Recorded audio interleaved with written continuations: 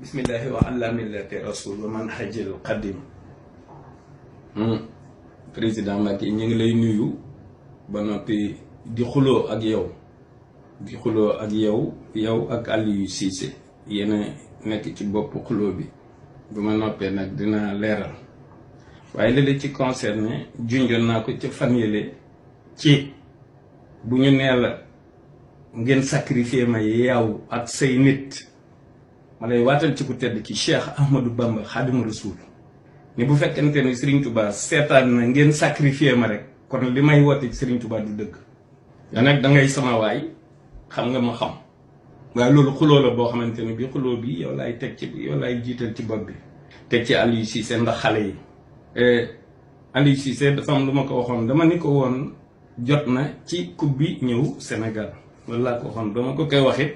du woon rek bëgg mu boole ci karambo ji rek a taxoon déedéet ndax nee naa ko ñoom ñëpp samay doom lañu. waaye nag dama ko junjoon ñaari signes yoo xamante ni bi benn bi pour avoir une vision claire la bi ci des une bonne démarche booba defagul sax classement Cheikh Mbacké sama doom mooy seede si ma ne ko jot na ci coupe bi ñëw coupe bi nag narul woon a ñëw ndax dafa am lu ko waral te li ko waral yéen ñaar ñooñu yéen ci jiitu yow mi jiite réew mi ak moom mi ma waxaloon faale ma kenn du ko wax nit waaw man néew ma na ma kenn faale ndax xam naa ni njabootu ko tedd ki faale nañ ma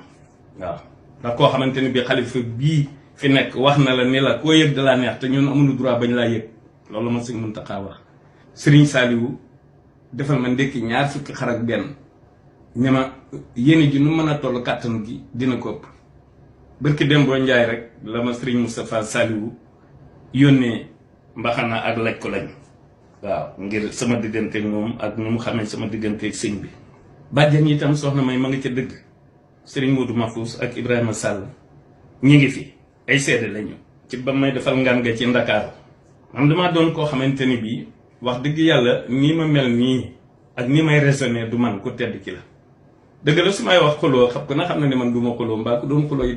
di nga teggee ab chef d'état waaye waxeñ la rek jamono ci toll. bu dee wàllu coupe bi moom dafa waroon a ñëw waaw dafa waroon a ñëw normalement coupe bi dafa waroon a ñëw Sénégal waaw ndax du affaire pour fo ku ne xam na ne wa maa xalaqna as-samaa wal arda wa maa baynahumaa laa'ibiin waaye nag bu dee équipe nationale jubluwuñ ci fo football dafa xew ci àdduna bi sport xew ne sport yëpp a xewe ñoom maa ngi fàttaliku ba ñuy dem final ba ca Mali te El Hadj Diouf seet si wan ma ak Sarr ak la ma leen waxoon bañ demee final ba ca tiro bii ba dafa amoon lu taxoon coupe bi ñëw loolu jarul ma koy wax waaye bii itam coupe bi narul woon a ñëw xanaa ñu dugal ci yërmande waaye narul woon a ñëw ndax dafa am lu ko waral loolu nag du ma dugg ba ca biir waaw xam naa Amadou Lamine Sall daal bitu démb bi moom ca veille ba am na lu ma ko ci junjoon waaw bit ba rawaana ko dugal waaw te junjoon naa ko Amadou Lamine Sall ca veille ba avant-hier waaw samedi laa jox mu fekk mu nekk aéroport Casa war a jël vol bi pour ñëw Dakar ma woo ko téléphone wax ko li ma koy wax mu demee ni ma ko waxee dafay am loo xamante ni bi waxoon naa ci Brescia ci Coupe d'Afrique bu mujj ba nii mbir yi Sénégal Zaïre si dañ ma cee doon loo dara gis ngeen élection yi passé waaw li ci kanam nag rawuti bët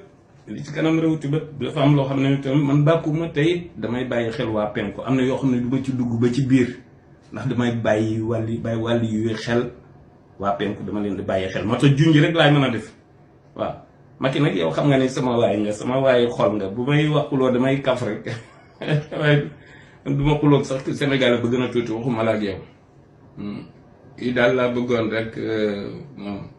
mu jàll am na nag leneen lu ma ci war a wax balay coupe bi waaye loolu moom dama koy kii lii nañu ma ko jàllale